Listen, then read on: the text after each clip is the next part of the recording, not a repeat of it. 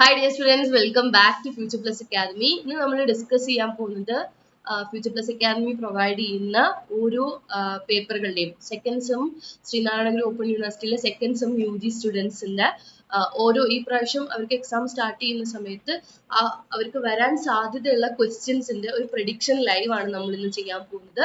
So welcome all of you to this particular live session. This is a prerecord live session ആണ്.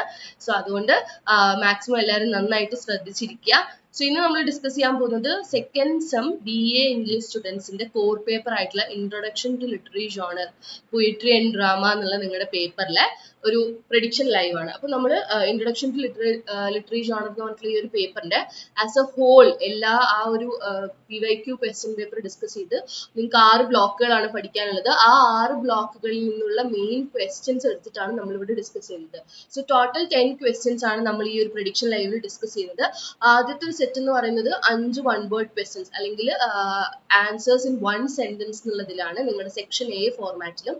പിന്നെയുള്ള section C അതായത് നിങ്ങളെ essay ക്വസ്റ്റ്യനും അതുപോലെ തന്നെ ഷോർട്ട് ആൻസർ ക്വസ്റ്റ്യനും ആണ് നമ്മൾ ഈ ഒരു ലൈവിൽ ഡിസ്കസ് ചെയ്യുന്നത്. ഓക്കെ, അപ്പൊ എല്ലാവർക്കും ലൈവിലേക്ക് സ്വാഗതം. അപ്പം ഫ്യൂച്ചർ പ്ലസ് അക്കാദമിയുടെ ലൈവ് സെഷൻ സോഫാർ നിങ്ങൾ എല്ലാവരും പലരും പല സെഷൻസും കണ്ടിട്ടുണ്ടാവും. സോ ഇത് ഒരു എക്സാം പ്രഡിക്ഷൻ ലൈവ് ആണ്, ക്വസ്റ്റ്യൻ പ്രഡിക്ഷൻ ലൈവ് ആണ്. കാരണം എക്സാമിന് കൂടുതലും വരാൻ സാധ്യതയുള്ള ക്വസ്റ്റ്യൻസ് നമ്മളൊന്ന് പ്രെഡിക്റ്റ് ചെയ്യാണ് ഈ ഒരു ഏരിയയിലൊക്കെ ക്വസ്റ്റ്യൻസ് വരാം എന്നുള്ളത്. ഓക്കെ, അപ്പൊ this is just prediction live, അത് നിങ്ങൾ മനസ്സിലാക്കുക. ആൻഡ് മോർ ഓവർ ഒരു മോഡൽ Q&A സെഷൻ ആയിട്ടും കൂടി നമുക്ക് ഇതിനെ കൺസിഡർ ചെയ്യാം. ഓക്കെ, അപ്പൊ എക്സാമിന് പഠിച്ചിരിക്കുന്ന കുട്ടികളാണെങ്കിലും എക്സാമിന് ഇനിയും പഠിക്കാൻ പോകുന്ന കുട്ടികളാണെങ്കിലും നിങ്ങൾക്ക് എല്ലാവർക്കും യൂസ്ഫുൾ ആവുന്ന രീതിയിലാണ് നമ്മൾ ഈ ഒരു സെഷൻ ഷെഡ്യൂൾ ചെയ്തിട്ടുള്ളത്. ക്ലിയർ. അപ്പൊ നമ്മൾ ഇനി ക്വസ്റ്റ്യൻസ് ഡിസ്കസ് ചെയ്യുമ്പോൾ ഞാൻ നേരത്തെ പറഞ്ഞ പോലെ തന്നെയാണ് സെക്ഷൻ എയും ബിയും സിയും കൂടി ഒരുമിച്ച് ടോട്ടൽ നമ്മൾ ഡിസ്കസ് ചെയ്യുന്ന ക്വസ്റ്റ്യൻ 10 ക്വസ്റ്റ്യൻസ് ആണ് കേട്ടോ. അതുപോലെ തന്നെ ഫ്യൂച്ചർ പ്ലസ് അക്കാദമിയുടെ ക്രാഷ് കോഴ്സ് സ്റ്റാർട്ട് ചെയ്തിട്ടുണ്ട്. സോ ക്രാഷ് കോഴ്സിലേക്ക് ജോയിൻ ചെയ്യാൻ താല്പര്യമുള്ള കുട്ടികൾ താഴെ കാണുന്ന നമ്പറിൽ കോൺടാക്ട് ചെയ്യും. ഫൈൻ. അപ്പോൾ ഫസ്റ്റ് ക്വസ്റ്റ്യൻ ടോട്ടലി ഞാൻ പറഞ്ഞ പോലെ 10 ക്വസ്റ്റ്യൻസിൽ 1 വേർഡ് നമ്മൾ 5 ക്വസ്റ്റ്യൻസ് ആണ് ഡിസ്കസ് ചെയ്യുന്നത്. ഞാൻ ഓരോ ക്വസ്റ്റ്യൻ പറയുമ്പോഴും അതിന്റെ ആൻസർ പറയുമ്പോഴും അതിനോട് റിലേറ്റ് ചെയ്തിട്ട് വരാൻ സാധ്യതയുള്ള കുറച്ചും കൂടി ക്വസ്റ്റ്യൻസ് ഞാൻ പറയുന്നുണ്ട് കേട്ടോ. So the very first question, how many sonnet did Shakespeare write എന്നുള്ളതാണ് ചോദ്യമായിട്ട് നിങ്ങളോട് വന്നിട്ടുള്ളത്. സോ ഈ സെക്ഷൻ എയിൽ നിങ്ങളോട് പറയാനുണ്ട് ഒന്നില്ലെങ്കിൽ 1 വേർഡ് ആയിട്ട് എഴുതുക, അല്ലെങ്കിൽ ഇൻ 1 സെന്റൻസ്. ഇപ്പൊ ചില ക്വസ്റ്റ്യൻ അങ്ങനെ നമുക്ക് ഒരു വേർഡിൽ ഒതുക്കാൻ പറ്റുന്നതായിരിക്കില്ല. ഇറ്റ് ഷുഡ് ബി ഇലാബറേറ്റ്, കുറച്ചൊന്ന് ഇലാബറേറ്റ് ചെയ്യേണ്ടി വരും. അപ്പൊ അങ്ങനെയാണെങ്കിൽ നിങ്ങൾ അതുപോലെ ചെയ്യുക. അപ്പോൾ the question is how many sonnet did Shakespeare write എന്നുള്ളതാണ് question. Okay, so William Shakespeare wrote a total of 154 sonnet. 154 sonnet ആണ് വില്യം ഷേക്സ്പിയർ എഴുതിയിട്ടുള്ളത്. അപ്പൊ അത് ഒന്നില്ലെങ്കിൽ നിങ്ങൾക്ക് ആ ഒരു ചോദ്യത്തിന് 154 സോണറ്റുകൾ എന്ന് മാത്രം എഴുതാം, വിച്ച് ഇസ് ഇൻ 1 വേർഡ്. അല്ല ഒന്ന് ഇലാബറേറ്റ് ചെയ്ത് എഴുതണമെങ്കിൽ 1 സെന്റൻസിൽ ഇങ്ങനെ എഴുതാം, William Shakespeare wrote a total of 154 sonnets എന്ന് പറഞ്ഞിട്ട് എഴുതാം. ഓക്കെ, അടുത്ത ക്വസ്റ്റ്യൻ. ഇനി ഈ ഒരു ക്വസ്റ്റ്യനുമായിട്ട് റിലേറ്റ് ചെയ്തിട്ടുണ്ട്. ഇതിപ്പോ സോണറ്റുകളുടെ നമ്പർ ആണ് ചോദിച്ചിട്ടുള്ളത്, അല്ലാതെ തന്നെ നിങ്ങൾക്ക് എത്ര പ്ലേസ് എഴുതിയിട്ടുണ്ട് എന്നുള്ള ക്വസ്റ്റ്യൻ ചോദിക്കാം. അതുപോലെ തന്നെ നിങ്ങളോട് 2 ലോങ് പോയംസിന്റെ പേര് ചോദിക്കാം. അതുപോലെ തന്നെ വില്യം ഷേക്സ്പിയറുമായിട്ട് റിലേറ്റ് ചെയ്തിട്ടുള്ള കുറച്ച് കാര്യങ്ങൾ ചോദിക്കാം. അദ്ദേഹത്തിന്റെ ട്രാജഡീസ് ഏതൊക്കെയാന്ന് ചോദിക്കാം. Write any 2 tragedies of William Shakespeare എന്ന് ചോദിക്കാം. Write any 2 comedies of Shakespeare എന്ന് ചോദിക്കാം. സോ അങ്ങനെ കുറച്ച് ക്വസ്റ്റ്യൻസ് നമുക്ക് സോഫാർ ചോദിക്കാം. സോ ഇതിലിപ്പോ സോണറ്റ്സ് ആണ്, 154 സോണറ്റ്സ് ആണ് ഷേക്സ്പിയർ എഴുതിയിട്ടുള്ളത്. ഇനിയിപ്പോ ട്രാജഡി ചോദിക്കുകയാണെങ്കിൽ നിങ്ങൾ എന്താ ആൻസർ എഴുതുക? ട്രാജഡി ആണെങ്കിൽ നമ്മൾ മാക്സിമം 2 എണ്ണോ 3 എണ്ണോ ആണ് എഴുതാൻ പറയുന്നതെങ്കിൽ മാക്ബെത്ത് എഴുതാം, ഹാംലെറ്റ് എഴുതാം, കിങ് ലിയർ ഓർ ഒഥെല്ലോ നിങ്ങൾക്ക് എഴുതാം. ഇതൊക്കെയാണ് വളരെ ഫേമസ് ആയിട്ടുള്ള ഷേക്സ്പിയറിയൻ ട്രാജഡീസ് എന്ന് പറയും. കോമഡീസ് എന്ന് പറയുന്ന സമയത്ത് മെഷർ ഫോർ മെഷർ അങ്ങനെയുള്ള ആസ് യു ലൈക്ക് ഇറ്റ് ഒക്കെ ഷേക്സ്പിയറിയൻ കോമഡിയാണ്, അത് നിങ്ങൾക്ക് എഴുതാം. ഓക്കെ, അപ്പൊ അടുത്ത question number 2, in which genre does the poem Lycidas belong to? Okay, അപ്പൊ ലിസിഡസ് എന്ന് പറഞ്ഞിട്ടുള്ള കവിത ഏത് പോയിട്രിക് ജോണറിലാണ് പെടുത്തിയിട്ടുള്ളത്, ഏതിലാണ് അത് ഇൻക്ലൂഡ് ചെയ്തിട്ടുള്ളത്? ആൻസർ ഇസ് പാസ്റ്ററൽ എലിജി അല്ലെ. So the poem Lycidas by John Milton belongs to the genre of pastoral elegy. അപ്പൊ ഇതിൽ ചോദിച്ചിട്ടുണ്ട് ലിസിഡസ് എന്ന് പറഞ്ഞിട്ടുള്ള കവിത ഏതിനെയാണ് ബിലോങ് ചെയ്യുന്നത്, ഏത് ജോണറിലാണ് ബിലോങ് ചെയ്തിട്ടുള്ളത് ചോദിച്ചിട്ടുണ്ട്. ഒരിക്കലും ആരാ എഴുതിയതെന്നൊന്നും ചോദിച്ചിട്ടില്ല. സോ യു ക്യാൻ ഇത് ഇൻക്ലൂഡ് ജോൺ മിൽട്ടൺ ഓൾസോ, മിൽട്ടന്റെ പേരും കൂടി നിങ്ങൾക്ക് അവിടെ എഴുതാം. So the poem Lycidas Lycidas by John Milton belongs to the genre of pastoral elegy. അപ്പോൾ pastoral elegy പെടുന്ന കവിതയാണ് ലിസിഡസ് എന്ന് പറയുന്നത്. എന്താണ് എലിജി എന്ന് പറയുന്നത്? എലിജി എന്ന് പറഞ്ഞു കഴിഞ്ഞാൽ എന്താ? അതൊരു poetic genre ആണ്. ഒരാള് മരിക്കുമ്പോൾ, ഒരു വ്യക്തി അല്ലെങ്കിൽ ആരെങ്കിലും ഒരാൾ മരിക്കുന്ന സമയത്ത് ആ ഒരു മരണത്തെ കൊമമറേറ്റ് ചെയ്ത് വിഷമിച്ച് അതിൽ പെയിൻഫുൾ ആയി അതിൽ ഹേർട്ട് ആയിട്ട് എഴുതുന്ന ഒരു കവിത, ഒരു അനുശോചന ഗാനം അല്ലെങ്കിൽ അനുശോചന കവിത എന്നറിയപ്പെടുന്നതാണ് ആക്ച്വലി എലിജി എന്ന് പറയുന്നത്. സോ ലിസിഡസ് എന്ന് പറയുന്നത് ജോൺ മിൽട്ടന്റെ പാസ്റ്ററൽ എലിജിയാണ്, ആ ഒരു വിഭാഗത്തിൽ പെടുന്ന കവിതയാണ്. ഇനി എന്താണ് പാസ്റ്ററൽ എലിജി എന്ന് പറഞ്ഞു കഴിഞ്ഞാൽ ഈ പറഞ്ഞ പോലെ തന്നെ ഷെപ്പേർഡ്സ്, റൂറൽ ലൈഫ്, അതുപോലെ തന്നെ കൺട്രി സൈഡ്, അതിന്റെ ഒക്കെ കൂടി ഒരു എന്താ പറയാ, അതുപോലെ തന്നെ തീംസ് ഓഫ് നേച്ചർ, ഇതെല്ലാം കൂടി ഇൻക്ലൂഡ് ചെയ്തും കൂടിയാണ് എന്ത് പാസ്റ്ററൽ എന്ന് പറയുന്നത്. അപ്പൊ അതാണ് പാസ്റ്ററൽ എലിജി എന്ന് പറയുന്നത്. ഇനി വേറൊരു ക്വസ്റ്റ്യൻ നിങ്ങളോട് അതിൽ തന്നെ ചോദിക്കാനാണ്, ആർക്ക് വേണ്ടിയിട്ടാണ്? നമ്മൾ പറഞ്ഞല്ലോ ഒരാളുടെ മരണത്തിൽ വേറൊരാൾ ദുഃഖത്തിലായി എഴുതുന്ന ഒരു കവിതയാണ് എലിജി. അപ്പൊ ആരുടെങ്കിലും ഒരാളുടെ മരണം അവിടെ നടന്നിട്ടുണ്ടാവും. അപ്പൊ മിൽട്ടൺ എഴുതിയ ഈ കവിത ആരെ കമമറേറ്റ് ചെയ്തിട്ടാണ് എന്ന് ചോദിച്ചു കഴിഞ്ഞാൽ that is Edward King. Edward King മിൽട്ടന്റെ ഫ്രണ്ട് ആയിരുന്നു. അദ്ദേഹത്തിന്റെ മരണത്തിൽ കമമറേറ്റ് ചെയ്തിട്ടാണ് മിൽട്ടൺ ലിസിഡസ് എന്ന് പറഞ്ഞിട്ടുള്ള പാസ്റ്ററൽ എലിജി എഴുതിയിട്ടുള്ളത്. അപ്പൊ 2 ക്വസ്റ്റ്യൻ കിട്ടിയില്ലേ? ഇനി വേറൊരു question, write an example of an elegy. എലിജിക്ക് മറ്റൊരു എക്സാമ്പിൾ ആണ് നിങ്ങളോട് എഴുതാൻ പറഞ്ഞു കഴിഞ്ഞാൽ ഒരുപാട് എണ്ണം ഉണ്ട്. ലിസിഡസ്, മിൽട്ടന്റെ, ജോൺ മിൽട്ടന്റെ ലിസിഡസ്, ആൽഫ്രഡ് ലോർഡ് ടെന്നീസന്റെ ഇൻ മെമ്മോറിയം, അതുപോലെ തന്നെ തോമസ് ഗ്രേയുടെ elegy written in a country ചോദിച്ചാൽ ഇതെല്ലാം വളരെ ഫേമസ് ആയിട്ടുള്ള എലിജികളാണ്. ഓക്കെ, അപ്പം അങ്ങനെ ഒരു ക്വസ്റ്റ്യൻ ചോദിക്കാം. അപ്പൊ ഈ വൺ വേർഡിൽ നിന്ന് തന്നെ നമുക്ക് സ്റ്റുഡൻസിന് തന്നെ നിങ്ങൾക്ക് തന്നെ ആലോചിച്ചാൽ കുറെ അധികം ക്വസ്റ്റ്യൻസ് ഉണ്ടാക്കാൻ പറ്റും. Okay, moving to the next question, that is name a play by Christopher Marlowe. Christopher Marlowe എന്ന് പറഞ്ഞിട്ടുള്ള വളരെ ഫേമസ് ആയിട്ടുള്ള ഒരു ട്രാജിക് റൈറ്ററാണ്. അദ്ദേഹത്തിന്റെ ഒരു പ്ലേ, ഏതെങ്കിലും ഒരു പ്ലേ ആണ് എഴുതാൻ പറ്റുന്നത്. So one of the most famous plays by Christopher Marlowe is Dr. Faustus. അദ്ദേഹത്തിന്റെ വളരെ ഫേമസ് ആയിട്ടുള്ള ഒരു വർക്ക് ആണ് ഡോക്ടർ ഫോസ്റ്റസ് എന്ന് പറയുന്നത്. അപ്പോൾ ആ ഒരു പേരാണ് ചോദിച്ചിട്ടുള്ളത്. ഇനി എന്താ ഡോക്ടർ ഫോസ്റ്റസ് എന്ന് പറഞ്ഞിട്ടുള്ള ഫേമസ് പ്ലേ ആരാണ് എഴുതിയതെന്ന് തിരിച്ചു ചോദിക്കാം.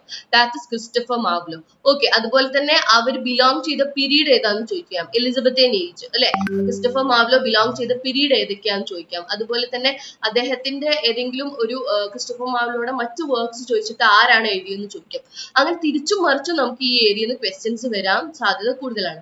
Who are the major tragedians of the Elizabethan age? അടുത്ത ക്വസ്റ്റ്യൻ എന്താ? Who are the major tragedians of the Elizabethan age? Elizabethan age എന്ന് പറഞ്ഞിട്ടുള്ള പീരീഡിലെ മേജർ ആയിട്ടുള്ള ട്രാജിക് റൈറ്റേഴ്സ് ആരൊക്കെയാണെന്നാണ് ചോദിക്കുന്നത്. മേജർ ട്രാജേഡിയൻസ് ആരൊക്കെയാണ്? So the answer is William Shakespeare, Christopher Marlowe, Thomas Kyd. ആരൊക്കെയാണ് മേജർ എന്ന് ചോദിച്ചിട്ടുണ്ട്. അപ്പൊ ഈ 3 പേരുടെ പേര് എഴുതാം. വേണമെങ്കിൽ നിങ്ങൾക്ക് ജോൺ വെബ്സ്റ്ററിന്റെ പേര് എഴുതാം. ഓക്കെ, അപ്പൊ ഇങ്ങനെയാണ് ചോദിക്കുന്നത്. ഇനി ഇതിൽ തന്നെ ചോദിക്കാം, വില്യം ഷേക്സ്പിയറിന്റെ ട്രാജഡീസിന്റെ പേര് കൊടുത്തിട്ട് മാക്ബത്ത് എഴുതിയത് ആരാണ്, അതുപോലെ തന്നെ ഒഥല്ലോ ആൻഡ് കിങ് ലിയർ എഴുതിയത് ആരാണ്, ഷേക്സ്പിയർ ആണ്. അതുപോലെ തന്നെ ഞാൻ നേരത്തെ നമ്മൾ ക്വസ്റ്റ്യൻ പറഞ്ഞതിൽ ഡോക്ടർ ഫോസ്റ്റസ് എഴുതിയത് ആരാന്ന് ചോദിക്കാം. തോമസ് കിഡിന്റെ വളരെ ഫേമസ് ആയിട്ടുള്ള പ്ലേയുടെ പേരെന്താ മക്കളെ? Spanish tragedy. അപ്പൊ സ്പാനിഷ് ട്രാജഡി എഴുതിയത് ആരാന്ന് ചോദിക്കാം. അങ്ങനെ തിരിച്ചും മറിച്ചും ക്വസ്റ്റ്യൻസ് വരാം. അപ്പൊ ഇവിടെ ചോദിച്ചത് ക്വസ്റ്റ്യൻസ് ഇത് നിങ്ങളുടെ പ്രീവിയസ് ഇയർ ക്വസ്റ്റ്യൻ പേപ്പറിലെ ക്വസ്റ്റ്യൻ ആണ്. അതായത് ആരാണ് എലിസബത്തേൻ ഏജിലെ മേജർ ട്രജേഡിയൻസ് എന്ന് ചോദിച്ചിട്ടുണ്ട്. ട്രാജിക് പ്ലേസ് കൂടുതലായിട്ടും എഴുതിയിട്ടുള്ള ഫേമസ് ആയിട്ടുള്ള ട്രാജിക് എഴുതിയിട്ടുള്ള പ്ലേ റൈറ്റ്സിന്റെ പേരാ ചോദിച്ചിട്ടുള്ളത്. ട്രാജഡി എഴുതിയ playwrights they are William Shakespeare, Christopher Marlowe and Thomas Kyd. Okay, അടുത്തത് give an example for a mock epic poem. എന്താണ് മോക്ക് എപ്പിക് പോയത്തിന്റെ എക്സാമ്പിൾ ചോദിച്ചിട്ടുണ്ട്. The rape of the lock by Alexander Pope. an example of mock epic is the rape of lock by Alexander Pope. അപ്പൊ mock epic എന്ന് പറഞ്ഞിട്ടുള്ളത് ഈ പറഞ്ഞിട്ടുള്ള ഒരു humour അടങ്ങുന്ന ഒരു പോയിട്രി ജോണർ ആണ്. ആ ഒരു പോയിട്രി ജോണർ അല്ലെങ്കിൽ ആ ഒരു ഏരിയയിൽ എഴുതുന്ന മറ്റ് എഴുത്തുകാരെയാണ് ചോദിച്ചിട്ടുള്ളത്. That is mock epic, Rape of Lock by Alexander Pope എന്ന് പറയുന്നു. അതുപോലെ തന്നെ നിങ്ങൾക്ക് ജോൺ ഡ്രൈഡന്റെ മെക്ഫ്ലെക്നോ, അതും മോക്ക് എപ്പിക്കിന് ഒരു എക്സാമ്പിൾ ആണ്. ഇനി തിരിച്ചും ചോദിക്കാം, ഈ റേപ്പ് ഓഫ് ലോക്ക് എന്ന് പറഞ്ഞിട്ടുള്ള പോയം ആരുടെ വർക്ക് ആണ്? That is Alexander Pope. അപ്പൊ നമുക്ക് ഞാൻ നേരത്തെ പറഞ്ഞു ഈ വൺ വേർഡ് ക്വസ്റ്റ്യൻ, ഇപ്പൊ പ്രീവിയസ് ഇയർ ക്വസ്റ്റ്യൻ പേപ്പറിൽ നിന്നുള്ള വളരെ പ്രധാനപ്പെട്ട കുറച്ച് ക്വസ്റ്റ്യൻസ് എടുത്തിട്ട് മോഡൽ ക്വസ്റ്റ്യൻ പേപ്പറിലെ ക്വസ്റ്റ്യൻസ് എടുത്തിട്ടാണ് നമ്മൾ ഈ ലൈവ് ചെയ്യുന്നത്. അപ്പൊ അതെന്താന്ന് വെച്ച് കഴിഞ്ഞാൽ അത് തന്നെ ഞാൻ ഇപ്പൊ പറഞ്ഞു. ഇപ്പൊ നമ്മളൊരു 5 ക്വസ്റ്റ്യൻ ആണ് വൺ വേർഡ് സോഫാർ ഡിസ്കസ് ചെയ്തത്. പക്ഷെ 5 ക്വസ്റ്റ്യൻ ഡിസ്കസ് ചെയ്യുമ്പോഴത്തേക്കും നമ്മൾ വേറെ ഒരു 10 ക്വസ്റ്റ്യൻ എക്സ്ട്രാ പറഞ്ഞു അല്ലെ, 10ഓ 15ഓ പറഞ്ഞു. കാരണം ഇതുമായിട്ട് റിലേറ്റ് ചെയ്ത് വരുന്ന മറ്റു ക്വസ്റ്റ്യൻസ്. ഇനിയിപ്പോ ഈ ഒരു ഏരിയയിൽ തന്നെ വരുന്ന മറ്റു ക്വസ്റ്റ്യൻസ് ആണ് ഒരു കോമൺ ക്വസ്റ്റ്യൻ ആണ് ഈ പറഞ്ഞിട്ടുള്ള യൂണിവേഴ്സിറ്റി വിറ്റ്സ് ആരൊക്കെയാണെന്ന് ചോദിച്ചിട്ട്. അപ്പൊ ഈ പറഞ്ഞ പേരിലെ പേര് എഴുതാം. Christopher Marlowe, Robert Greene, Thomas Nash പോലുള്ള റൈറ്റേഴ്സിനെ നിങ്ങൾക്ക് എഴുതാം. അതുപോലെ തന്നെ നിങ്ങളോട് ചോദിക്കുന്ന വരുന്ന ഒരു ചോദ്യമായിരിക്കും മെറ്റാഫിസിക്കൽ പോയിറ്റ്സ് ആരൊക്കെയാണ്, who coin the term metaphysical poetry, okay, who popularized the term metaphysical poetry, അങ്ങനെയുള്ള ക്വസ്റ്റ്യൻസും നിങ്ങൾക്ക് കൂടുതലായിട്ട് ചോദിക്കാം. അതുപോലെ തന്നെ ഡ്രമാറ്റിക് മോണോലോഗ്, ആരാണ് ഡ്രമാറ്റിക്, വളരെ ഫേമസ് ആയിട്ടുള്ള ഒരു ഡ്രമാറ്റിക് മോണോലോഗ് എഴുതാൻ ചോദിക്കും. ആ സമയത്ത് നമ്മൾ ബ്രൗണിങ്ങിന്റെ മൈ ലാസ്റ്റ് ഡച്ചസ് എന്നുള്ളത് നമ്മൾ പറയാം. അതുപോലെ തന്നെയാണ് എലിജിക്ക് ഒരു എക്സാമ്പിൾ ചോദിക്കും, ട്രാജഡിക്ക് ഒരു എക്സാമ്പിൾ ചോദിക്കും, the very first tragedy, the very first comedy എന്ന് നമ്മളോട് ചോദിക്കും. അതുപോലെ തന്നെയാണ് ഡ്രാമ, ഒരു dramatic genre, tragedy, comedy, melodrama, farce പോലുള്ള കാര്യങ്ങൾ, ഇങ്ങനെയുള്ള ക്വസ്റ്റ്യൻസ് റിപ്പീറ്റഡ് ആയിട്ട് ചോദിക്കും. അപ്പൊ നമ്മൾ ഒരു ക്വസ്റ്റ്യനിൽ നിന്ന് തന്നെ പല ക്വസ്റ്റ്യൻസ് നമ്മൾ എക്സ്പെക്ട് ചെയ്യുക, അല്ലെങ്കിൽ അത് റിലേറ്റ് ചെയ്ത് നമ്മൾ പഠിക്കുക. പ്രീവിയസ് ഇയർ ക്വസ്റ്റ്യൻ പേപ്പർ നിങ്ങൾ വായിക്കുകയാണെങ്കിൽ അതിൽ കുറെ ക്വസ്റ്റ്യൻസ് നമ്മൾ തിരിച്ചും മറിച്ചും നോക്കുക. ഷോർട്ട് ആൻസറിലുള്ള ക്വസ്റ്റ്യൻ തന്നെ വൺ വേർഡ് ആയിട്ട് ചിന്തിച്ച് നോക്കുക. അങ്ങനെയൊക്കെയാണ് നമുക്ക് എക്സാമിനെ കുറിച്ച് ഒരു ഐഡിയ ക്രിയേറ്റ് ചെയ്തെടുക്കാൻ പറ്റുന്നത്. ഓക്കെ, അപ്പൊ ഇനി നമ്മൾ അടുത്തത് പോകുന്നത് സെക്ഷൻ ബിയിലേക്കാണ്, that is essay questions. So we'll be dealing, ഞാൻ പറഞ്ഞു, the very first section will be one word അല്ലെങ്കിൽ 1 or 2 sentence. ഇനി നമ്മൾ ഡിസ്കസ് ചെയ്യാൻ പോകുന്ന essay questions ആണ്. essay questions ഇത്ര പേജിൽ എഴുതണം അങ്ങനെയൊക്കെ ചിലതിൽ മെൻഷൻ ചെയ്യാറുണ്ട് ക്വസ്റ്റ്യൻസിൽ. സോ അക്കോർഡിംഗ് ടു ദാറ്റ് നിങ്ങൾ നോക്കി എഴുതുക കേട്ടോ. So the very first question എന്താ, essay question സെക്ഷനിലെ origins of English drama. Okay, English ഡ്രാമയുടെ ഒറിജിനെ കുറിച്ചാണ് നിങ്ങളോട് എഴുതാൻ പറഞ്ഞിട്ടുള്ളത്. അപ്പൊ ഇംഗ്ലീഷ് ഡ്രാമയുടെ ഒറിജിൻ എന്ന് പറഞ്ഞു കഴിഞ്ഞാൽ എവിടെ തുടങ്ങണം, നമ്മൾ മിഡീവൽ കാലഘട്ടം മുതൽ തുടങ്ങണം. അവിടെ ഉണ്ടായിരുന്ന റിലീജിയസ് റിച്വൽ പെർഫോമൻസ് മുതൽ നമ്മൾ തുടങ്ങണം. നോക്കാം.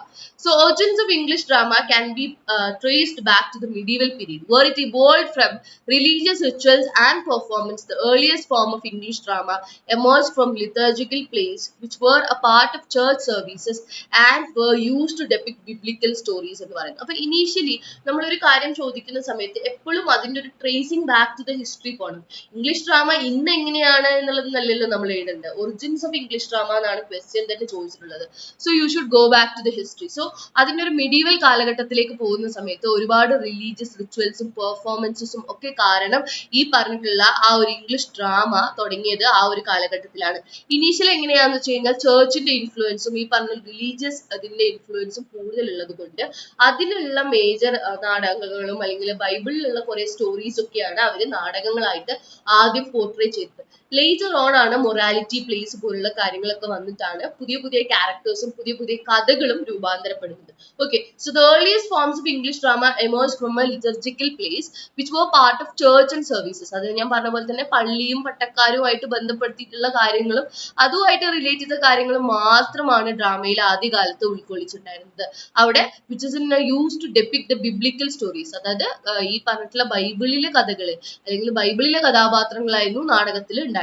These plays were performed in Latin and acted out by clergy members to educate the largely illiterate population about religious teachings. അപ്പൊ അവരുടെ അടിസ്ഥാനമായിട്ടുള്ള തീം ഇത്ര മാത്രമായിരുന്നു.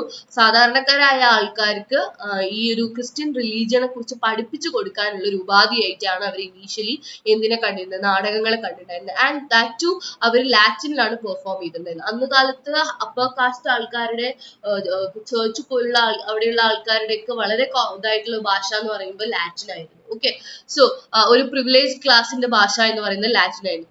സോ അവിടെ കൂടുതലായിട്ടും അഭിനയിച്ചിരുന്നതും ഈ ക്ലർജി പീപ്പിൾസും ക്ലർജി മെമ്പേഴ്സുമായിരുന്നു. Over the time these religious performance expanded into mystery play which dramatised scenes from the Bible and morality plays which depicted moral lessons through allegorical characters. The Wakefield mystery plays and Everyman, a famous morality play, are key examples of this early form എന്ന് പറയുന്നു. So ഈ പറഞ്ഞിട്ടുള്ള mystery പ്ലേസും morality പ്ലേസും miracle പ്ലേസും ഒക്കെ ആയിരുന്നു ആ കാലത്ത് വളരെ famous ആയിട്ടുള്ളത്. അതില് മൊറാലിറ്റി പ്ലേക്ക് എക്സാമ്പിൾ ആണ് എവ്രിമാൻ. അതുപോലെ തന്നെ വേക്ക്ഫീൽഡ് എന്ന് പറയുന്നത് മിസ്റ്ററി പ്ലേക്ക് എക്സാമ്പിൾ ആണ്. ആ കാലഘട്ടത്തിൽ അത് കൂടുതലായിട്ടും ഉണ്ടായിരുന്നു. ഇതില് ഈ പറഞ്ഞിട്ടുള്ള മിസ്റ്ററി പ്ലേയും മിറാക്കിൾ പ്ലേയും ലൈഫ് ഓഫ് സെയിൻസും അതുപോലെ തന്നെ ബിബ്ലിക്കൽ സ്റ്റോറീസും ആണെങ്കിൽ morality play is all about teaching A moral lesson. ഒരു മോറൽ ലെസൺ പഠിപ്പിച്ചു കൊടുക്കാൻ വേണ്ടിയിട്ടുള്ള ഒരു ഉപാധിയായിരുന്നു മൊറാലിറ്റി പ്ലേസ് എന്ന് പറയുന്നത്. സോ ലേറ്റ് 16th സെഞ്ചുറിയിലേക്ക് വരുന്ന സമയത്ത് റിനൈസൻസിന്റെ ഇൻഫ്ലുവൻസ് വന്നതോടുകൂടി ഈ ഇംഗ്ലീഷ് ഡ്രാമയ്ക്ക് പിന്നീട് നല്ലൊരു ഷിഫ്റ്റ് ആണ് ഉണ്ടാകുന്നത്. ഈ റിലീജിയസ് തീംസ് ഒക്കെ മാറിയിട്ട് ഒരു സെക്യുലർ ഹ്യൂമൻ സെന്റേർഡ് ടോപ്പിക്സിലേക്ക് ഇവർ മാറി. ഓക്കെ, അത്രകാലം പള്ളിയും പട്ടക്കാരും ബൈബിളിലെ കഥകളും ബൈബിളിലെ കഥാപാത്രങ്ങളുമാണെങ്കിൽ സ്വാഭാവികമായിട്ടുള്ള മനുഷ്യന്മാരുടെ ജീവിതത്തെക്കുറിച്ചും മനുഷ്യന്മാരുടെ ഡെയിലി ലൈഫിനെ കുറിച്ചും അവരുടെ റൂട്ടീനെ കുറിച്ചും ഒക്കെ എവിടേക്ക് വരാൻ തുടങ്ങി? ഈ ഒരു റിനൈസൻസിന് ശേഷം, റീബേർത്തിന് ശേഷം 16-ാം നൂറ്റാണ്ടിൽ വരാൻ തുടങ്ങി. അവിടുന്നാണ് ഗ്ലോബ് തിയേറ്റർ പോലുള്ള തിയേറ്റർ ഇവോൾവ് ചെയ്യുകയും ക്രിസ്റ്റഫർ മാർലോനെ പോലെയും ഷേക്സ്പിയറെ പോലെയുള്ള റൈറ്റേഴ്സ് വരികയും അങ്ങനെയാണ് ഈ എലിസബത്തേൻ ഡ്രാമ എന്ന് പറഞ്ഞിട്ടുള്ള ഒരു ഇത് അവിടെ ഉണ്ടാവുന്നതും ഈ മേജർ റൈറ്റേഴ്സ് ഒക്കെ അതിന്റെ ഭാഗമാവുന്നതും ഇവരുടെ വളരെ ബ്യൂട്ടിഫുൾ ആയിട്ടുള്ള വർക്ക്സ് അതിന്റെ ഭാഗമാവുന്നു. ഓക്കെ, സോ ആ ഒരു കാലഘട്ടം എന്ന് പറഞ്ഞു കഴിഞ്ഞാൽ എന്താണ്? കൂടുതലായിട്ടും കോമഡി, ട്രാജഡി, ഹിസ്റ്റോറിക്കൽ പ്ലേ, അതുപോലെ തന്നെ അങ്ങനെ കുറേ കാര്യങ്ങൾ, കുറേ ജോണേഴ്സ് പുതിയതായിട്ട് അവിടെ വരികയാണ് ചെയ്തത്. So the transition from religious pageants to more a diverse theatrical tradition helped establish the foundation of English drama as we know today. അപ്പൊ രണ്ട് കാലഘട്ടമായിട്ടാണ് ക്വസ്റ്റ്യൻ ഡിവൈഡ് ചെയ്തിട്ടുള്ളത്. ഒറിജിൻസ് ഓഫ് ഇംഗ്ലീഷ് ഡ്രാമ എന്ന് പറഞ്ഞപ്പോൾ അതിന്റെ ഇനീഷ്യൽ ഒറിജിൻ പറഞ്ഞു. അപ്പൊ medieval drama കാലഘട്ടത്തിലെ mystery, miracle, morality play discuss ചെയ്തു. റിനൈസൻസ് എന്നതിലേക്ക് വരുന്ന സമയത്ത് അവിടേക്ക് വന്നപ്പോൾ 16-ാം നൂറ്റാണ്ടിലേക്ക് വന്നപ്പോഴാണ് ഈ ഒരു എലിസബത്തേൻ ഡ്രാമയും ഗ്ലോബ് തിയേറ്ററും ഷേക്സ്പിയറിനെയും മാർവലോനെയും ഒക്കെ നമ്മൾ പറയുന്നത്. അപ്പൊ അത് രണ്ട് ഘട്ടമായി 2 പാരഗ്രാഫിലായിട്ടാണ് ആ ആൻസർ എഴുതിയിട്ടുള്ളത്. നിങ്ങൾ ക്വസ്റ്റ്യൻ ശ്രദ്ധിക്കുന്നതിന് കൂടെ തന്നെ ഈ ആൻസർ എങ്ങനെയാണ് ഇതിൽ എഴുതിയിട്ടുള്ളത് എന്നുള്ളത് നിങ്ങൾ നന്നായിട്ട് ശ്രദ്ധിക്കണം. എങ്ങനെയാണ് ആൻസർ ഫോർമാറ്റ് ചെയ്തിട്ടുള്ളതും കൂടി നന്നായി ശ്രദ്ധിക്കണം. ഇങ്ങനെ പരീക്ഷയ്ക്ക് നിങ്ങൾ എഴുതിയാൽ മാത്രമേ നിങ്ങൾക്ക് നല്ല മാർക്ക് സ്കോർ ചെയ്യാൻ പറ്റുകയുള്ളൂ. ഓക്കെ, അടുത്തത് critical perspective on the Ibsen's play the doll's house. Okay, so my question is ഈ ഒരു ഇതില് എന്താണ് ഇബ്സന്റെ പ്ലേ ആയിട്ടുള്ള ദ ഡോൾസ് ഹൗസിന്റെ ഒരു ക്രിട്ടിക്കൽ പെർസ്പെക്റ്റീവ് ആണ് നമ്മളോട് എഴുതാൻ പറഞ്ഞിട്ടുള്ളത്. So as you all know, ഈ ക്രിട്ടിക്കൽ പെർസ്പെക്റ്റീവ്, ഡോൾസ് ഹൗസിന്റെ ക്രിട്ടിക്കൽ പെർസ്പെക്റ്റീവ് എന്ന് പറഞ്ഞു കഴിഞ്ഞാൽ എന്താണ്?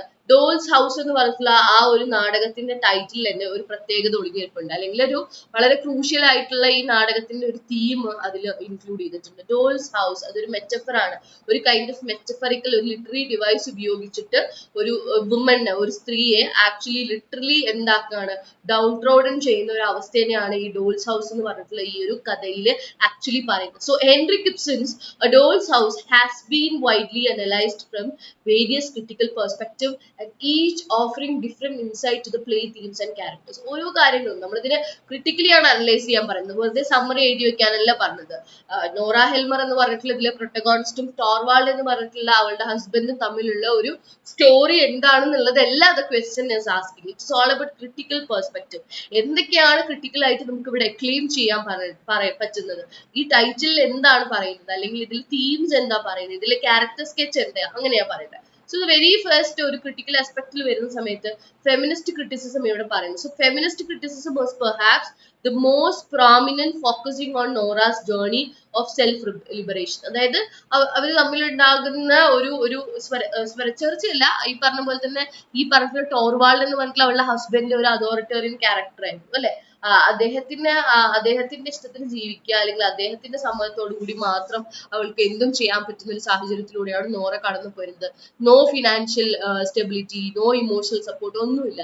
എല്ലാത്തിനും അവളെ എന്ത് ചെയ്യണം, ഹസ്ബൻഡിനെ ഡിപ്പെൻഡ് ചെയ്യണം. അങ്ങനെ ഒരു സാഹചര്യത്തിൽ നിന്ന് പെട്ടെന്ന് ഹസ്ബൻഡ് ഒരു ഡെപ്റ്റ് വരുമ്പോൾ, ഒരു കടം വരുന്ന സമയത്ത് ആ കടം വീട്ടാൻ വേണ്ടി ഇവള് സ്വകാര്യമായിട്ട് ഒരു കടം എടുക്കുന്നു. പിന്നീട് അവളെ കൊണ്ട് ഒറ്റയ്ക്ക് അടയ്ക്കാൻ പറ്റാത്ത ഒരു സാഹചര്യം വരുമ്പോൾ അത് അവള് ടോർവാൾഡിനോട്, ഹസ്ബൻഡിനോട് തുറന്നു പറയുന്നു. ആ ഒരു സാഹചര്യത്തിൽ ഹസ്ബൻഡ് എന്താ ചെയ്യുന്നത്, അവളുടെ ഒപ്പം നിൽക്കേണ്ട ഒരു സാഹചര്യത്തിൽ, അല്ലെങ്കിൽ അവളെ ചേർത്ത് നിർത്തേണ്ട ഒരു സാഹചര്യത്തിൽ അവളെ കുറ്റപ്പെടുത്തുകയാണ് ചെയ്യുന്നത്. കുറ്റപ്പെടുത്തിയിട്ട് ഈ വീട്ടിൽ നിന്ന് ഇറങ്ങി പോവാനാണ് അവളോട് ആര് പറയുന്നത്, ടോർവാൾഡ് പറയുന്നത്. ആ ഒരു മൊമെന്റ്, ഒരു എപ്പിഫനി, ഒരു സഡൻ റിയലൈസേഷൻ അവളുടെ ജീവിതത്തിൽ ഉണ്ടാവുകയും she started to realise more. ഒരു സെൽഫ് ഡിസ്കവറി അവിടെയുണ്ട്, ഒരു സെൽഫ് ഐഡന്റിറ്റി ഫൈൻഡ് ചെയ്യുന്ന ഒരു ഹ്യൂമൻ റിസൈലൻസ് അവിടുത്തെ തീമാണ്. അതുപോലെ തന്നെയാണ് ഒരു ഈ പറഞ്ഞ പോലെ തന്നെ ഒരു തീംസ് ഓഫ് നേച്ചർ എന്നുള്ളത്. അപ്പൊ ഇത്രയും കാര്യങ്ങളുമാണ് ഈ ഒരു ഡോൾസ് ഹൗസ് എന്ന് പറഞ്ഞിട്ടുള്ള വർക്കിൽ അതിന്റെ ഒരു സമ്മറി ആയിട്ട്, സ്റ്റോറി ആയിട്ട് നമുക്ക് പറയാനുള്ളത്. അപ്പൊ ഇതിൽ ഫസ്റ്റ് ഒരു ക്രിട്ടിക്കൽ പെർസ്പെക്റ്റീവ് ആയതുകൊണ്ട് തന്നെ ഒരു ഫെമിനിസ്റ്റ് ക്രിറ്റിസിസത്തെ കുറിച്ച് ഇതിൽ പറയുന്നുണ്ട്. Focusing on Nora's journey to self liberation from oppressive societal and marital expectation. Okay, so feminist now new views Nora's eventual decision to leave her husband Torvald and children as an active rebellion against patriarchal norms, symbolizing the struggle for gender equality and personal autonomy എന്ന് പറയുന്നു. Okay.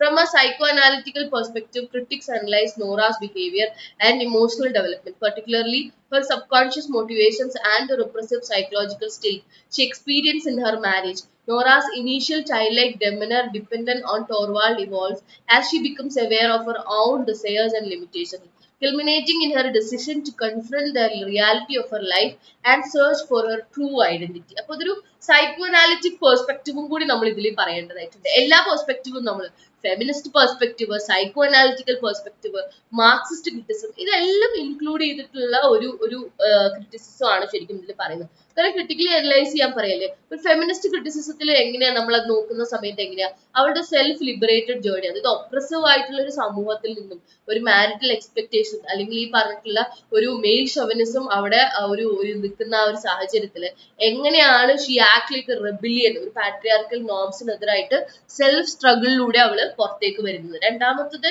അവൾക്ക് ഉണ്ടാകുന്ന ഒരു മാനസികമായിട്ടുള്ള ഒരു വെല്ലുവിളി അല്ലെ, husband ആ വീട്ടിൽ നിന്ന് പുറത്താക്കുന്ന സമയത്ത് അവൾക്ക് ഉണ്ടാകുന്ന ദേഷ്യം, അവളുടെ ആൻസൈറ്റി, അവളുടെ ഫിയർ, ആ കാര്യങ്ങളെ കുറിച്ചൊക്കെ നമുക്ക് അവിടെ പറയാം. അത് ഒരു സൈക്കോ അനാലിറ്റിക്കൽ പെർസ്പെക്റ്റീവിലാണ് നമുക്കത് കാണാൻ പറ്റുന്നത്. അടുത്തത് ഒരു മാർക്സിസ്റ്റ് ക്രിറ്റിസിസത്തിൽ പറയുമ്പോൾ ഈ പറഞ്ഞ ഒരു സോഷ്യൽ എക്കണോമിക് ഇഷ്യൂസിനെ കുറിച്ച് അവിടെ സ്പെസിഫിക്കലി പറയുമ്പോൾ, because Nora is not financially independent, അവൾക്ക് ജോലിയൊന്നുമില്ല, she don't have financial stability, ഹസ്ബൻഡിനെ അവള് ഇതാക്കുന്നത്. അപ്പൊ അത് ഈ പറഞ്ഞിട്ടുള്ള അദ്ദേഹം ഉണ്ടാക്കിയ ഒരു ഡെപ്റ്റിന്റെ പേരിൽ ഇവള് കടമെടുത്ത് അത് വീട്ടാൻ പറ്റാത്തൊരു സാഹചര്യത്തില് അവളെ കൂടെ നിർത്തേണ്ട ഒരു സമയത്താണ് ഇവൻ ക്രിട്ടിസൈസ് ചെയ്യുന്നത്, ജഡ്ജ് ചെയ്യുന്നത്, അവള് വീട്ടിൽ നിന്ന് പുറത്താക്കുന്നത്. അപ്പൊ ഒരു എന്താ പറയാ ഒരു ബൂഷ ഒരു ഇതാണ് അവിടെ ആക്ച്വലി പറയുന്നത്. And actually that reduces the human relationship എന്നുള്ളതും കൂടി അവിടെ പറയുന്നു.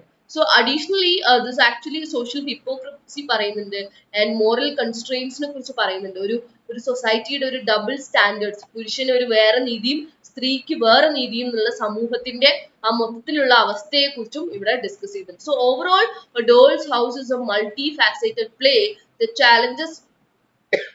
that challenges social norms around marriage, gender roles, and personal identity, and its critical perspective continue to be relevant in discussion about the intersection of personal freedom and social expectation. അപ്പൊ ഇത്രയാണ് ആ ഒരു ടോർവാൾഡ് ആ ഒരു ഡോൾസ് ഹൗസ് എന്ന് പറഞ്ഞിട്ടുള്ള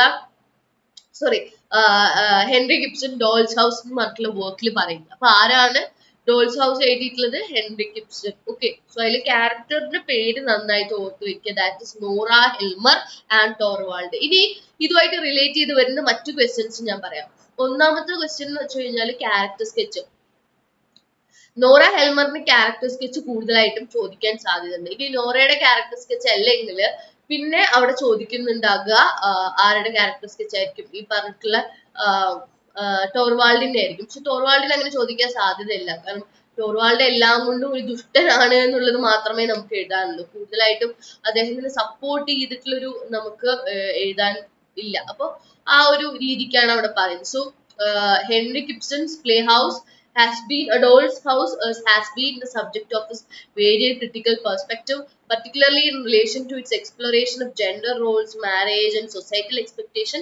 Feminist reading for the play emphasized Nora's struggle for autonomy and her individual decision to leave her husband and children as a powerful statement against the patriarchal norms എന്ന് പറയുന്നുണ്ട്. അതുപോലെ തന്നെ ആ ഒരു എല്ലാ ക്രിറ്റിസിസവും മാർക്സിസ്റ്റ് ക്രിറ്റിസിസം ആയാലും ഈ പറഞ്ഞിട്ടുള്ള എന്താ പറയാ ഫെമിനിസ്റ്റ് ക്രിറ്റിസിസം ആയാലും ഇതെല്ലാം ഡിസ്കസ് ചെയ്യുന്ന ആ ഒരു ഏരിയനും കൂടി അവിടെ പറയുന്നുണ്ട്. Okay fine. അടുത്തതാണ് നമ്മള് അടുത്ത question is grandmother's house. Okay, grandmother's house എന്ന് പറഞ്ഞിട്ടുള്ള കമലാദാസിന്റെ പോയിറ്റിലെ ഓട്ടോബയോഗ്രഫിക്കൽ എലിമെന്റ്സ് ആണ് നമ്മളോട് പറയുന്നത്. ഓട്ടോബയോഗ്രഫിക്കൽ എലിമെന്റ്സ് എന്തൊക്കെയാണെന്നുള്ളതാണ് ആക്ച്വലി ചോദിക്കുന്നത്. So as you know, grandmother's house എന്ന് പറഞ്ഞിട്ടുള്ള ഒരു വർക്ക് അതിൽ എത്രമാത്രം ഓട്ടോബയോഗ്രഫിക്കൽ എലിമെന്റ്സ് ഉണ്ട് എന്നുള്ളത്. പ്യുവർലി അതൊരു ഓട്ടോബയോഗ്രഫിക്കൽ വർക്ക് ആണ് അല്ലെ. ഗ്രാൻഡ് മദറിന്റെ വീട് എന്ന് പറയുന്നിട്ടുള്ള ആ ഒരു ടൈറ്റിൽ തന്നെ അതൊരു ഓട്ടോബയോഗ്രഫിക്കൽ വർക്ക് ആയിട്ട് നമുക്ക് പറയാം. അതൊരു ഫിക്ഷൻ അല്ലെങ്കിൽ ഒരു ഫിക്ഷസ് ആയിട്ടുള്ള അല്ലെങ്കിൽ ഒരു ഇമാജിനേറ്റീവ് ആയിട്ടുള്ള ഒരു കോൺസെപ്റ്റ് അല്ല ഗ്രാൻഡ് മദേഴ്സ് ഹൗസ് എന്ന് പറയുമ്പോൾ. നാച്ചുറലി നമുക്ക് എല്ലാവർക്കും അങ്ങനെ ഒരു നൊസ്റ്റാൾജിക് ഫീലിംഗ് നമ്മുടെ ലൈഫിലുണ്ട്. കാരണം എന്താണെന്ന് വെച്ച് കഴിഞ്ഞാൽ we all love to spend our vacation days or the free time with our grandmothers അല്ലെ. സോ അപ്പൊ അങ്ങനെ ഒരു സാഹചര്യത്തില് ഈ ഒരു വർക്കിൽ എത്രമാത്രം ഓട്ടോബയോഗ്രഫിക്കൽ എലിമെന്റ്സ് ഉണ്ട് എന്നുള്ളതാണ് the question. So ഈ ഒരു കവിത നിങ്ങൾക്ക് നന്നായിട്ട് അറിയാന്ന് വിചാരിക്കുന്നു. എന്താ ഈ ഒരു കവിതയിൽ പറയുന്നത്? കമലാസുരയ്യ പറയുന്നത് അല്ലെങ്കിൽ കമലാദാസ് പറയുന്നത് അവരുടെ മുത്തശ്ശിയുടെ വീടിനെ കുറിച്ചാണ്. ആ ഒരു സെൻസ് ഓഫ് നൊസ്റ്റാൾജിയ അല്ലെങ്കിൽ sense of losing Har grand mother and the house അല്ലെ. ആ ഒരു മുത്തശ്ശി ഇന്ന് ജീവിച്ചിരിപ്പില്ല. അങ്ങനെ മുത്തശ്ശിയുടെ വീട് അല്ലെ, ആ മുത്തശ്ശിയുടെ വീട്ടിലേക്ക് ഇന്ന് പോയി കഴിഞ്ഞാൽ ഇന്നിവിടെ ആരും ഇല്ല, മുത്തശ്ശി ഇല്ല, ആ പറഞ്ഞിട്ടുള്ള അവരുടെ ആ ഒരു മൊമെന്റ്സ് ഇല്ല. അപ്പൊ ആ ഒരു ലൈഫ് അവർ ആക്ച്വലി മിസ് ചെയ്യുന്നുണ്ട്. അപ്പൊ അതിൽ ഓരോ കാര്യങ്ങളും which is every nook and corner ആര് ഡിസ്കസ് ചെയ്യുന്നുണ്ട്? ഗ്രാൻഡ് മദർ കമലാസുരയ്യ പറയുന്നുണ്ട്. So this poem, Grandmother's House by Kamala Das, autobiographical elements are deeply woven into the fabric of the poem. Okay, so ഈ ഒരു പോയത്തിന്റെ ആ ഒരു ഫാബ്രിക്കില് ഈ ഒരു ഓട്ടോബയോഗ്രഫിക്കൽ എലിമെന്റ്സ് എന്ന് പറഞ്ഞാൽ ഡീപ്ലി വോവൺ ആണെന്ന് പറയുന്നത്. As the speaker reflects on our personal memories and emotions tied to our grandmother's house, the poem is rich with a sense of nostalgia, longing and loss, which mirrors Kamala Das' own experience. അപ്പോൾ ആ ഒരു emotion, grand mother എന്ന് പറഞ്ഞിട്ടുള്ള emotion, ആ ഒരു memory, അത് സത്യം പറഞ്ഞാൽ ഈ ഒരു വർക്കിൽ എന്തൊക്കെ രീതിയിലാന്ന് വെച്ച് കഴിഞ്ഞാൽ നൊസ്റ്റാൾജിയ, ലോങ്ങിങ് ആൻഡ് ലോസ്, ഇതാണ് പറയുന്നത്. അതായത് ത്രൂ ഔട്ട് അവരുടെ എക്സ്പീരിയൻസിലൂടെയാണ് അവർക്ക് ആക്ച്വലി അത് മനസ്സിലാവുന്നത്. Speaker recalls the comforting and intimate atmosphere of a grandmother's home where she felt safe and loved. Okay, and this is reflected in the vivid imagery of the house, its objects, and the nurturing presence of the grandmother, which symbolize the speaker's childhood and emotional refugee എന്ന് പറയുന്നു. Okay, അപ്പം ഒരുപാട് കാര്യങ്ങൾ ആ ഒരു vivid imagery, house, objects, അതുപോലെ തന്നെ nurturing presence grand മദറിന്റെ, അതുപോലെ തന്നെ ആ സ്പീക്കറിന്റെ ചൈൽഡ്ഹുഡ് ഡേയ്സ്, അത് ഭയങ്കര ഇതാണ്, ഒരു ഇമോഷണൽ റെഫ്യൂജിയാണ്. കാരണം because our childhood days are the most beautiful phase of our life അല്ലെ. We are not care for anything, ഒന്നിനെ കുറിച്ചും കെയർ ചെയ്യണ്ട, ബോധർ ചെയ്യണ്ട, അങ്ങനെയുള്ള ഒരു ലൈഫിൽ നിന്ന് പെട്ടെന്ന് ഒരു ഇതിലേക്ക് നമ്മൾ മാറുന്ന സമയത്ത് നമുക്ക് ഉണ്ടാകുന്ന ഒരു trauma which is not that simple അല്ലെ.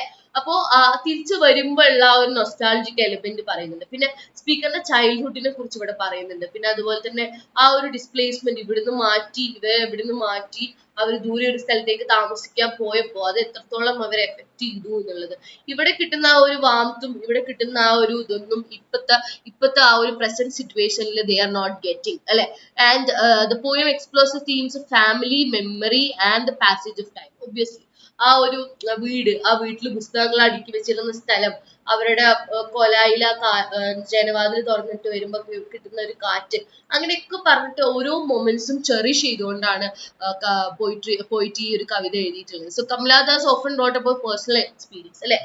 കമലാസുരയ്യനെ കുറിച്ച് നമുക്കറിയാം, എപ്പോഴും പേഴ്സണൽ എക്സ്പീരിയൻസിന് കൂടുതൽ പ്രാധാന്യം കൊടുത്ത് അത് ഒരു കവിതയിലെയും കഥയിലേക്ക് തീമാക്കി മാറ്റുന്ന എഴുത്തുകാരിയാണ്. അപ്പൊ അവരുടെ ഒരു ഫാമിലിയിൽ അല്ലെങ്കിൽ ഒരു എന്താ പറയാ ഐഡന്റിറ്റിയെ കുറിച്ചും അതുപോലെ തന്നെ അതിനെ കുറിച്ചുള്ള ഇന്റിമേറ്റ് ലെയറും കൂടിയാണിത്. So through this poem serves a poignant recollection of personal formation and the opinions in the poet's life എന്ന് പറയുന്നത്. ഓക്കെ, അപ്പൊ അത്രയാണ് നമുക്ക് കമലാസുരയ്യയുടെ ആ ഒരു കവിതയെ കുറിച്ച് പറയാനുള്ളത്, മൈ ഗ്രാൻഡ് മദേഴ്സ് ഹൗസ് എന്ന് പറയുന്നത്. പിന്നെ നിങ്ങളുടെ ബ്ലോക്ക് നമ്പർ 4 ചോദിച്ചിട്ടുള്ള അല്ലെങ്കിൽ ഉള്ള കുറച്ച് ക്വസ്റ്റ്യൻസ് ആണ്, that is major dramatic genres എന്ന് പറയുന്നത്. എന്തൊക്കെയാണ് മേജർ ഡ്രമാറ്റിക് ജോണേഴ്സ് എന്നുള്ളത് ശ്രദ്ധിക്കണം.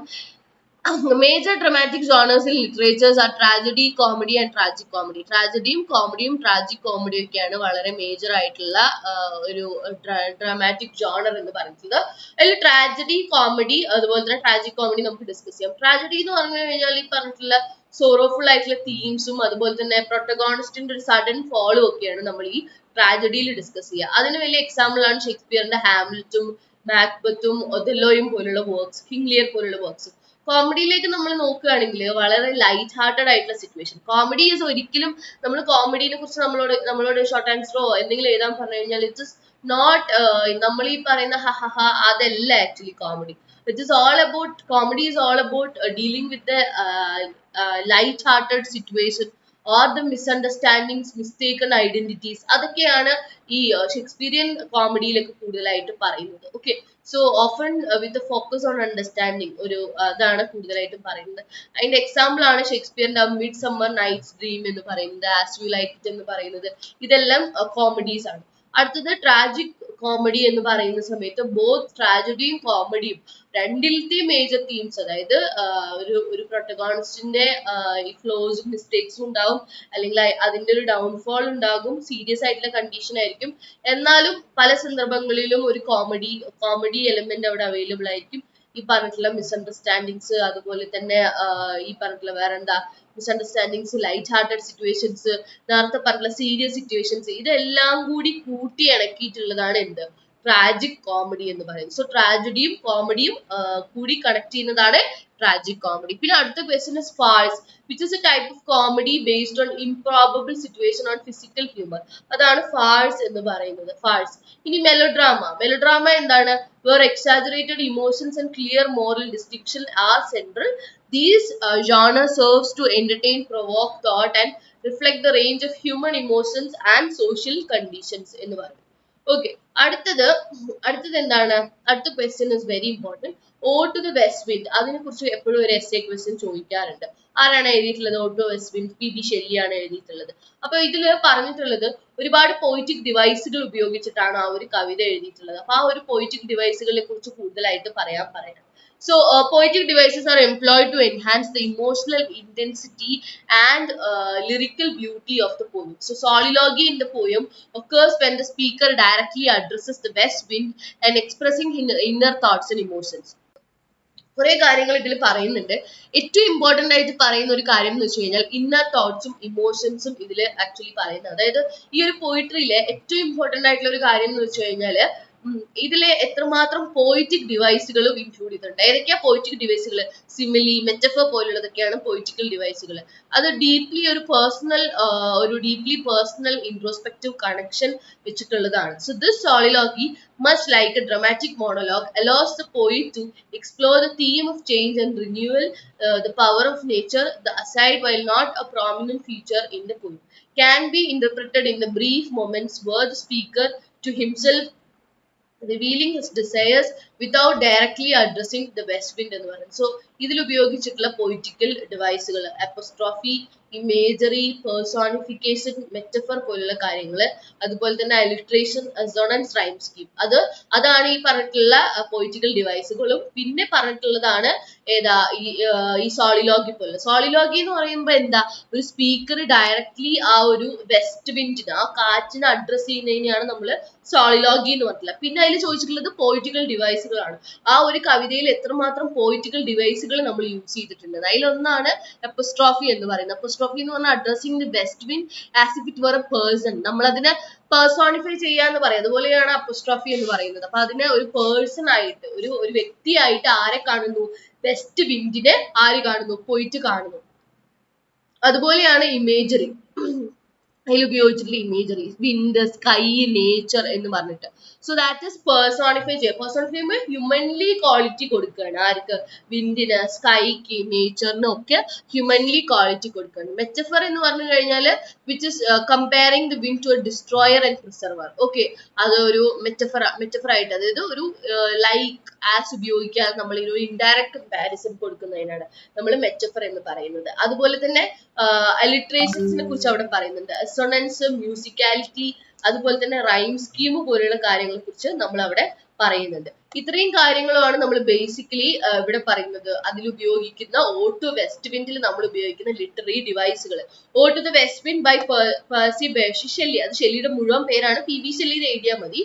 Various poetic devices are employed to enhance the emotional intensity and lyrical beauty of the poem. Soliloquy in the poem occurs when the speaker directly addresses the west wind, expressing the inner thoughts and emotions, reflecting a deeply personal and introspective connection with nature. This soliloquy, much like a dramatic monologue, allows to the poet to explore the themes of change, renewal and the power of nature എന്ന് ഇതിൽ actually പറയുന്നുണ്ട്. പിന്നെ aside പോലുള്ള കാര്യങ്ങൾ. അപ്പൊ ഇതിലെ എന്തൊക്കെയാണ് include ചെയ്തിട്ടുള്ളതും എന്താണ് സോളിലോഗി എന്നുള്ളതുമാണ് വ്യക്തമായിട്ട് അവർ ചോദിക്കുന്നത്. So it should be very careful. അത് ഓരോന്നും പെറുക്കി നിങ്ങൾ എഴുതണം. കാരണം എത്രമാത്രം ആ ഒരു പോയിട്രിയിൽ ode to the west wind എന്ന് പറഞ്ഞിട്ടുള്ള പോയിട്രിയിൽ പൊളിറ്റിക്കൽ ഡിവൈസുകൾ ഉണ്ട്, എത്ര എണ്ണമാണ്? Apostrophe, imagery, personification, metaphor, alliteration, rhyme scheme, ഇത് ഓരോന്നും നമ്മൾ എടുത്ത് എഴുതണം എന്നുള്ളതാണ് ഇതിൽ ആക്ച്വലി പറയുന്നത്. ഓക്കെ, സോ ഇത്രയും ക്വസ്റ്റ്യൻ ആണ് നമ്മൾ ഈ പറഞ്ഞിട്ടുള്ള ഒരു ഇതിൽ ഡിസ്കസ് ചെയ്യുന്നത്. നമ്മളിപ്പോ ഓൾറെഡി എസ്എ ക്വസ്റ്റ്യൻ 5 ക്വസ്റ്റ്യൻസും അതുപോലെ തന്നെ നമ്മൾ ഏതൊക്കെ മറ്റേ ഈ പറഞ്ഞിട്ടുള്ള ക്വസ്റ്റ്യൻസും 5, അങ്ങനെയാണ് നമ്മൾ ടോട്ടൽ ഇത്ര ക്വസ്റ്റ്യൻസ് ഡിസ്കസ് ചെയ്തത്. 10 ക്വസ്റ്റ്യൻസ് നമ്മൾ ഡിസ്കസ് ചെയ്തത് കേട്ടോ. അപ്പോൾ ഈ പറഞ്ഞിട്ടുള്ള ക്വസ്റ്റ്യൻസ് ഒക്കെ വളരെ ഫെമിലിയർ ക്വസ്റ്റ്യൻസ് ആയിരിക്കും നിങ്ങൾക്ക് പലതും. പക്ഷേ എന്നാൽ പോലും ഇതിന്റെ ഉള്ളിൽ നിന്ന് തന്നെ പല ക്വസ്റ്റ്യൻസും നിങ്ങളോട് ചോദിക്കാം. ഈ പറഞ്ഞിട്ടുള്ള വെസ്റ്റ്വിൻഡിനെ പേഴ്സോണിഫൈ ചെയ്തതിനെ കുറിച്ച് നിങ്ങളോട് ചോദിക്കാം. Autobiographical elements in Kamala Surayya's poem എന്താണ് ഗ്രാൻഡ് മദേഴ്സ് ഹൗസ് എന്നുള്ളതിൽ തീംസിനെ കുറിച്ച് ചോദിക്കാം. അതിൽ തീംസ് എന്തൊക്കെയാണെന്നുള്ളതിനെ കുറിച്ച്.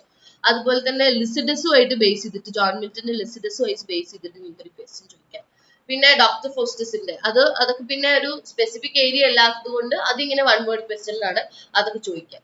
പിന്നെ ഷേക്സ്പിയറിന്റെ ജൂലിയസ് സീസർ എന്നുള്ളതിന്റെ ക്വസ്റ്റ്യൻ ചോദിക്കാം. അതിലും ഈ പറഞ്ഞ പോലെ തന്നെ as a tragic play, Julius Caesar as a tragic play. അപ്പൊ അതിൽ ട്രാജഡീന്റെ എന്തൊക്കെ എലിമെന്റ്സ് അതിൽ ഉൾക്കൊള്ളിച്ചിട്ടുണ്ട് എന്നുള്ളതാണ് നിങ്ങൾ ഇതാക്കേണ്ടത്.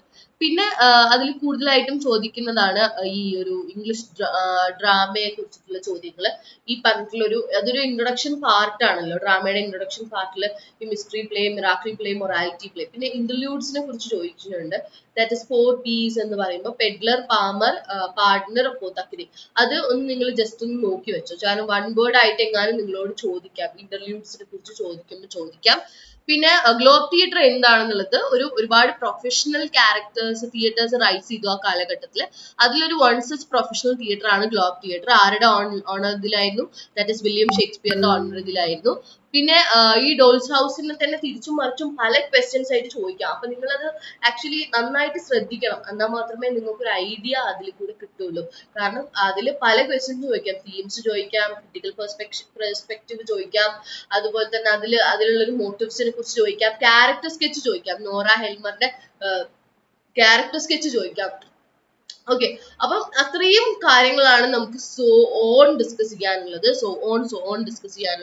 അപ്പോൾ ഈ ഒരു ക്വസ്റ്റ്യൻസ് നന്നായിട്ട് തറവായിട്ട് ശ്രദ്ധിക്കുക. പ്രീവിയസ് ഇയർ ക്വസ്റ്റ്യൻ പേപ്പർ പോലുള്ള ലൈവ് സെഷൻസ് കൂടുതലായിട്ടും വേണമെന്നുണ്ടെങ്കിൽ ക്രാഷ് കോഴ്സിലേക്ക് ജോയിൻ ചെയ്യുക. ക്രാഷ് കോഴ്സിൽ ജോയിൻ ചെയ്താൽ നമ്മുടെ ആപ്പിന്റെ ആക്സസിബിലിറ്റി ക്ലാസ്, അതുപോലെ തന്നെ നിങ്ങൾക്ക് ഈ പറഞ്ഞ പോലെ തന്നെ നോട്ട്സും ലൈവ് സെഷൻസും 2020 റിവിഷൻ ലൈവ് സെഷൻസ് നമ്മൾ സൂമിലാണ് കൊടുക്കുന്നത്. അതിന് നിങ്ങൾ ക്രാഷ് കോഴ്സിൽ ജോയിൻ ചെയ്യണം. സോ ക്രാഷ് കോഴ്സിൽ ജോയിൻ ചെയ്യാൻ താല്പര്യമുള്ള കുട്ടികൾ താഴെ കാണുന്ന നമ്പറിൽ കോൺടാക്ട് ചെയ്താൽ മതി. ഫ്യൂച്ചർ പ്ലസിൽ ഇപ്പൊ നിലവിൽ UG സെക്കൻഡ് സെമ്മിന്റെ BA ഇംഗ്ലീഷ്, BA മലയാളം, അതുപോലെ തന്നെ BCom, BA സോഷ്യോളജി, ഹിസ്റ്ററി, പിന്നെ വരുന്നതാണ് MA ഇംഗ്ലീഷും MA മലയാളം. ഇത്രയും പ്രോഗ്രാമിലേക്കാണ് നമ്മൾ ക്ലാസ്സുകൾ കൊടുക്കുന്നത്. സോ ഇനി ഇവിടുന്ന് അങ്ങോട്ട് ഇപ്പൊ നിങ്ങൾ BA ഇംഗ്ലീഷിന്റെ സ്റ്റുഡന്റ് അല്ല, വേറൊരു സബ്ജക്റ്റിന്റെ ഇപ്പൊ ഹിസ്റ്ററിയുടെ സോഷ്യോളജിന്റെ സ്റ്റുഡൻസ് ആണെങ്കിൽ ഈ പറഞ്ഞ ഓരോ പരീക്ഷയ്ക്കും ഇതുപോലെ തന്നെ പ്രഡിക്ഷൻ ലൈവ് വരുന്നതായിരിക്കും. നിങ്ങളുടെ history of India, sociology of India, അതുപോലെ തന്നെ നിങ്ങളുടെ ജനറൽ എക്കണോമിക്സ് എന്ന് പറഞ്ഞിട്ടുള്ള പേപ്പർ, അതുപോലെ തന്നെ മലയാളംകാരുടെ ചെറുകഥാ സാഹിത്യം, BComകാരുടെ പേപ്പർ, അഡ്വാൻസ് ഫിനാൻഷ്യൽ അക്കൗണ്ടിങ്, ഇങ്ങനെ ഒരുപാട് നിങ്ങളെ കോർ പേപ്പറുമായിട്ട് ബന്ധപ്പെടുത്തിയിട്ടുള്ള എല്ലാ പേപ്പറിന്റെയും പ്രഡിക്ഷൻ ലൈവ് ഇതുപോലെ വരുന്നതായിരിക്കും. ക്വസ്റ്റ്യൻസും ആൻസേഴ്സും ഡിസ്കസ് ചെയ്യുന്നതായിരിക്കും. ഒരു പ്രഡിക്റ്റഡ് ക്വസ്റ്റ്യൻസ് നിങ്ങൾക്ക് എന്തായാലും ഇതിൽ നിന്ന് ഏതെങ്കിലും ഒരു ചോദ്യം ചോദിക്കാനുള്ള ഒരുപാട് സാധ്യത നമ്മൾ മുന്നിൽ കാണുന്നുണ്ട്. So this is purely discussing according to the previous year question paper. കഴിഞ്ഞ പ്രാവശ്യത്തെ പ്രീവിയസ് ഇയർ ക്വസ്റ്റ്യൻ പേപ്പർ വേണമെങ്കിൽ നിങ്ങളുടെ സൈറ്റിൽ നിന്ന് നിങ്ങൾക്ക് നേരിട്ട് ഡൗൺലോഡ് ചെയ്യാൻ പറ്റും. സൈറ്റിൽ എക്സാമിനേഷൻ എന്നുള്ളതിൽ ക്ലിക്ക് ചെയ്ത് കഴിഞ്ഞാൽ പ്രീവിയസ് ഇയർ എന്നുള്ളത് കാണാൻ പറ്റും.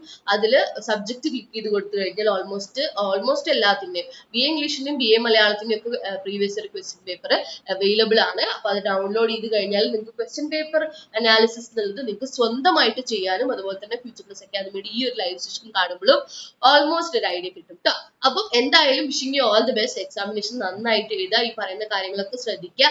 പിന്നെ ടെക്സ്റ്റിന്റെ ബാക്കിൽ ഒരുപാട് 1 വേർഡ് ക്വസ്റ്റ്യൻസ് ഉണ്ട്, അത് തറവായിട്ട് നിങ്ങൾ എല്ലാവരും പഠിക്കും. Thank you so much.